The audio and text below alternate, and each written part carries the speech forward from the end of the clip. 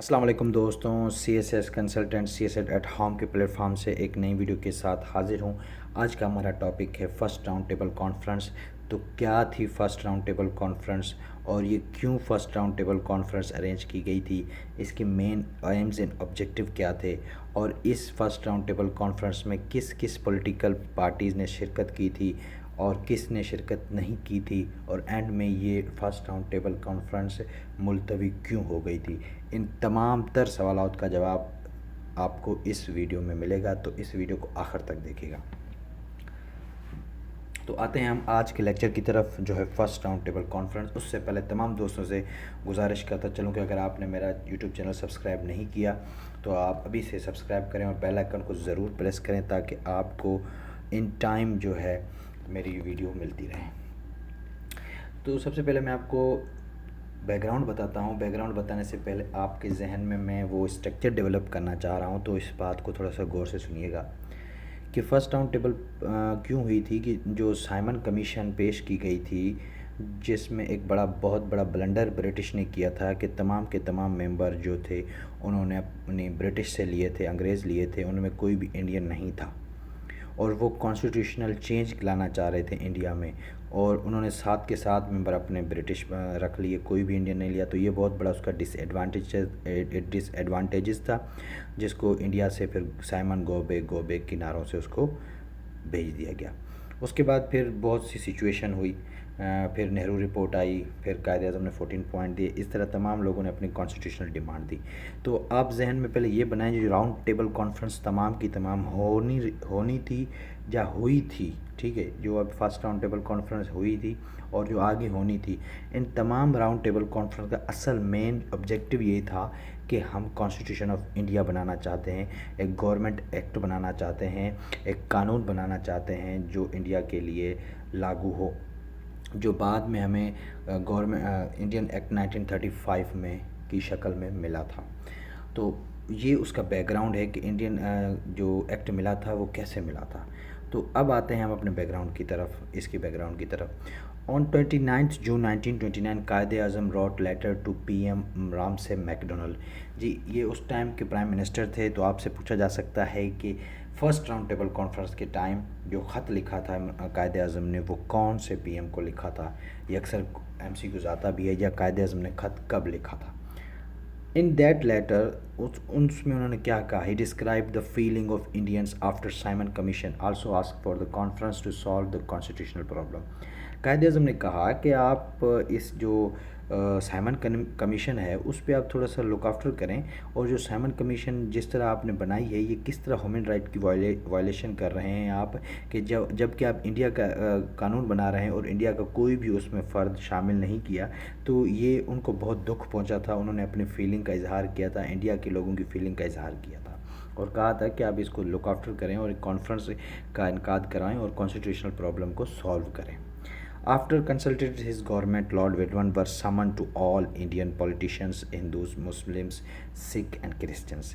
وہ رام سے میگنول نے اپنی گورنمنٹ کے ساتھ ڈسکس کرنے کے بعد پھر لارڈ ارون جو تھے انہوں نے تمام کے تمام جو انڈین پولیٹیشین تھے ان کو سمن بھیجا کہ آئیں ایک میٹنگ ارینج کرتے ہیں، جو قائد اعظم کے خط کا ایک نتیجہ تھا۔ فار میٹنگ آن 31 اکتوبر 1929 انہوں نے ایک میٹنگ ارینج کی اور انہوں نے باتیں ڈسکس کی کہ کیا ہونا چاہیے کیا نہیں ہونا چاہیے۔ اس میں آپ توجہ طلب بات یہ ہے کہ دیکھیں قائد اعظم کے ایک خط لکھنے کی وجہ سے وہ صرف ہندوؤں کو نہیں، وہ صرف مسلمانوں کو نہیں، بلکہ جو اس ٹائم کی سب سے چھوٹی کمیونٹیز تھی، سکھ اینڈ کرسچنس، ان کو بھی انہوں نے مدعو کیا کہ آپ بھی آئیں کہ آپ ڈسکس کرتے ہیں۔ تو یہ تھا قائد اعظم کا اسٹیپ جو ہر محاذ پہ مائنورٹی کو اگنور نہیں کرتے تھے۔ Remember that the first round table conference started on 10th November 1930 by King George V in London۔ جی ہاں، فرسٹ راؤنڈ ٹیبل کانفرنس جو لنڈن میں کی گئی تھی وہ 10 نومبر 1930 میں کی گئی تھی، اور یہ first round table conference king George 5 نے سے سٹارٹ ہوئی تھی، یہ ذہن میں رکھیے گا۔ اس میں جو برٹش کے ممبر 16 تھے اور انڈین کے ممبر 73 تھے۔ اور اگر مسلم لیگ کی ہم بات کریں تو مسلم لیگ کی بات کریں اس میں قائد اعظم تھے، شفیق خان تھے، مولانا محمد علی جوہر تھے، ظفر اللہ خان تھے اور فضل حق تھے. یہ ایک فیمس جو پولیٹیکل لیڈر دیے تھے. اور اس کے ساتھ all parties participated except Congress due to civil disobedient movement. جی ہاں، جو تمام کی تمام پارٹیز نے شرکت کی تھی، جیسا کہ میں نے اوپر کہا کہ کس نے نہیں کی تھی، تو یاد رکھیں کہ ایکسیپٹ کانگریس کے علاوہ تمام پارٹیز آئی تھی. اور کانگریس کیوں نہیں آئی تھی؟ کیونکہ وہ اس ٹائم سول ڈس اوبیڈینس پہ لگی ہوئی تھی، جو انہوں نے ایک مرتبہ پہلے بھی سول ڈس اوبیڈینس کی تھی جب خلافت موومنٹ میں انہوں نے ہمارا ساتھ دیا تھا، لیکن بعد میں چوری انسیڈنٹ کا بہانہ بنانے کے انہوں نے سول ڈس اوبیڈینس کو ختم کر دیا تھا. یہ اس کی سیکنڈ سول ڈس اوبیڈینس تھی، موومنٹ تھی، جو کہ گاندھی نے سالٹ لا کو وائلیٹ کرنے پہ لگائی تھی. اور گاندھی کیا چاہتا تھا اصل میں؟ گاندھی یہ چاہتا تھا کہ میں جو ہے کانگریس، اگر کوئی انڈیا سے کوئی پارٹی ریپرزنٹیشن شو کرے، ٹھیک ہے، تمام انڈیا کی، تو وہ کانگریس ہو. اور اگر کوئی فرد کوئی سول ریپرزنٹیشن، مطلب اگر کوئی فرد ریپرزنٹیشن شو کرے انڈیا کی، تو وہ گاندھی ہو. ٹھیک ہے، تو یہ اس کے دو آبجیکٹیو تھے. اگر کوئی پرسن ہو تو وہ گاندھی ہو، ٹھیک ہے، سول ریپرزنٹیٹیو ہو انڈیا کا. اگر کوئی پارٹی ہو تو وہ کانگریس ہو. اس کے سوا وہ کسی کو ایکسیپٹ نہیں کرنا چاہ رہے تھے. Gandhi and other politician will arrested due to that civil disobedient. یہ جو انہوں نے سالٹ لا کو وائلیٹ کرنے کے بعد جو سول ڈس اوبیڈینس شروع کی تھی موومنٹ، اس میں تمام کے تمام پولیٹیکل لیڈر کو مطلب تمام تو نہیں کہہ سکتے، زیادہ سے زیادہ لوگوں کو اریسٹ کیا تھا، اور خود گاندھی صاحب کو بھی اریسٹ کیا تھا. تو جب یہ فرسٹ راؤنڈ ٹیبل کانفرنس ہو رہی تھی، اس ٹائم گاندھی صاحب جیل میں تھے.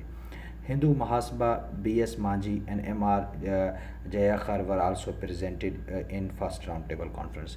البتہ کانگریس تو نہیں تھی، لیکن ہندو محاسبہ جو وہاں کی پارٹی تھی، اس کے دو جو فرد تھے، جو لیڈر تھے، وہ تھے B S Moonje and M R Jayakar. یہ دونوں فرسٹ راؤنڈ ٹیبل کانفرنس میں موجود تھے. اس کے بعد یہ تو آپ کا فرسٹ بیک گراؤنڈ بنا. میں نے آپ کو بیک گراؤنڈ بتایا کہ اصل میں بیک گراؤنڈ کیا تھا. اور اس کے بعد پھر میں نے فرسٹ راؤنڈ ٹیبل کانفرنس میں جن پارٹیوں نے شرکت کی اور جنہوں نے نہیں کی، وہ میں نے آپ کو بتایا. اب میں آپ کو بتا رہا ہوں کہ یہ جو first round table conference arrange کیوں کی گئی تھی، اس کی کیا ضرورت پیش آئی تھی. سب سے پہلی وجہ تو یہ تھی کہ first partially to support the Simon Commission and partially to meet the objections that it contained no Indian members. پہلی تو بات یہ تھی کہ جو سائمن کمیشن میں تمام کے تمام ممبر برٹش کے تھے، ٹھیک ہے، برٹش کے تھے، اس پہ نظر ثانی کی، مطلب کچھ اس کے حصے میں بات کرنے کے لیے ارینج کی گئی تھی، اور کچھ سائمن کمیشن کے حق میں کی گئی تھی کہ چلو آدھی سائمن کمیشن کی مانتے ہیں جو اس کی آبجیکٹیو ہیں، اور اگر انڈین کے ممبر نہیں ہیں تو انڈین کے ممبر بھی ڈال دیتے ہیں. تو لیکن یہ ایک الوجیکل بات ہے نا کہ آپ ہمارے آبجیکٹیو مان لیں، جو ہماری میجر ریکمنڈیشن ہے، بندے ہم آپ کے اس میں جو ہے سائمن کمیشن میں کرا دیتے ہیں. لیکن یہ کس طرح ہو سکتا ہے؟ جب وہ بندے ممبر بنیں گے اس کمیٹی کے، تو وہ اپنی ڈیمانڈ بھی تو بتائیں گے، ٹھیک ہے، اس ڈیمانڈ سے پھر اس کے اہم آبجیکٹیو بھی سائمن کمیشن کے چینج ہو جائیں گے. تو یہ الوجیکل بات تھی، لیکن وہ برٹش کرنا یہی چاہ رہی تھی. سیکنڈ بات تھی کہ وہ to make a constitution of India which was come later in the shape of government of India act 1935. دوسرے وہ ان کی کوشش تھی کہ ہم انڈیا ایکٹ بنائیں، جو ہم بعد میں 1935 کی شکل میں ملا تھا. تو یہ دو بڑی وجوہات تھی جس کی وجہ سے یہ راؤنڈ ٹیبل کانفرنس کا انعقاد کیا جا رہا تھا. اگر ہم اس کی میجر ریکمنڈیشن کی بات کریں تو میجر ریکمنڈیشن اتنی خاص نہیں تھی، کیونکہ جیسے میں نے آپ کو بتایا کہ جب اس میں کانگریس نہیں تھی تو اتنی دلچسپی والی وہ میٹنگ بھی نہیں ہوئی تھی، کیونکہ ایک وہ پارٹی وہاں سے ایبسنٹ تھی. تو لیکن پھر بھی جو ریکمنڈیشن ہوئی تھی اس میں یہی ہوئی تھی کہ فیڈرل گورنمنٹ ہونی چاہیے، پروویژنل اٹانومی ہونی چاہیے، سیپریشن آف سندھ ہونی چاہیے. پروویژنل اٹانومی کی ہم پہلے ہی بات کر چکے ہیں کہ صوبہ با اختیار ہوگا، ریزرو اور ٹرانسفر والا کنسیپٹ نہیں ہوگا. فیڈرل کا سسٹم کا مطلب یہ ہوتا ہے کہ صوبہ تو با اختیار ہوگا، لیکن ملک کے جو دفاعی فارن افیئرز ہیں یا فارن ڈیفنس ہیں یا جتنے بھی ڈیفنس سسٹم ہے وہ فیڈرل کے ہاتھ میں ہوگا، یا کچھ پورٹ وغیرہ جو کہ ہمیں انٹرنیشنل ٹریڈ کرنی پڑتی ہیں تو وہ جو ہے فیڈرل کے ہاتھ میں ہوگی. باقی پروویژنل با اختیار ہوگا. اور سیپریشن آف سندھ آپ کو پتہ ہے کہ اس کی پاپولیشن کے حساب سے اس کو ڈیوائڈ کیا جا رہا تھا اس کے ایریا کے حساب سے بمبئی سے. تو دوستوں اس لیکچر میں اگر میں آپ کو کنکلوڈ کروں تو میں آپ کو یہ کنکلوڈ کر کے بتا سکتا ہوں، first round table conference Simon commission کے حق میں تھی کہ ہم سائمن کمیشن میں جو 7 کے 7 ممبر لیے ہیں، برٹش والے کہہ رہے تھے کہ ہم آدھے جو ہے آپ کی بات مان دیتے ہیں اور آدھی آپ ہماری بات مانیں۔ ان شارٹ اگر میں اس کو دوبارہ سے آپ کو ریپیٹ کروں کہ فرسٹ راؤنڈ ٹیبل کانفرنس کا مقصد کیا تھا کہ وہ سائمن کمیشن کو سپورٹ کرنا چاہ رہے تھے، اور جو 7 ممبر انہوں نے اپنے رکھے تھے اس میں سائمن کمیشن میں، اس میں مسلمانوں کو راضی کرنا چاہ رہے تھے کہ ہم آپ کے بھی کچھ ممبر لے رہے ہیں۔ اس کے بعد پھر جو علامہ قائد اعظم صاحب نے انہوں نے خط لکھا تھا رامسے میک ڈونلڈ کو، کب لکھا تھا 29 جون 1929 میں، اور انہوں نے اس طرف توجہ مبذول کی تھی کہ آپ اس چیز کو دیکھیں، یہ جو آپ نے سائمن کمیشن بنایا ہے یہ ٹوٹلی الوجیکل ہے، ہیومن رائٹس کی وائلیشن ہے، اور اس سے انڈین کو بہت دکھ پہنچا ہے۔ اس کے بعد لارڈ ارون نے جو سمن بھیجے تھے انڈین پولیٹیشین کو، ہندو مسلم سکھ کو، اور ارون کے ساتھ میٹنگ ہوئی تھی 31 اکتوبر 1929 میں۔ اس کے بعد پھر اس میٹنگ کے بعد پھر انہوں نے فرسٹ راؤنڈ ٹیبل کانفرنس کی میٹنگ کا ڈیٹ فکس کی تھی جو 10 نومبر 1930 تھی، جس کو اوپننگ کی تھی کنگ جارج 5 نے، اور یہ کہاں لنڈن میں ہوئی تھی۔ اگر برٹش کی طرف سے دیکھا جائے تو اس میٹنگ میں 16 ممبر تھے برٹش کے، اور انڈین کے 73 تھے۔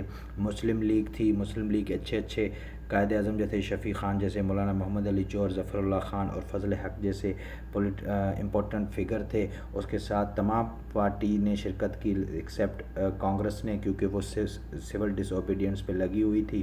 لیکن ہندو محاسبہ کے 2 لیڈر تھے، بس بی ایس مانجھی اور ایم آر جے خر نے، انہوں نے فرسٹ راؤنڈ ٹیبل میں شرکت کی تھی۔ اور میں نے بتایا کہ وہ جو فرسٹ راؤنڈ ٹیبل کانفرنس کرنے کا مقصد یہی تھا کہ سائمن کمیشن کو سپورٹ کیا جائے، اور جو انڈین میں جو 7 ممبر لیے گئے تھے ان 7 ممبر کو سب جو برٹش تھے اس پہ نظر ثانی کی جائے، ساتھ میں ایک انڈیا کے لیے قانون بنایا جائے تاکہ وہ اس قانون کے تحت اس نظام کو چلا سکیں۔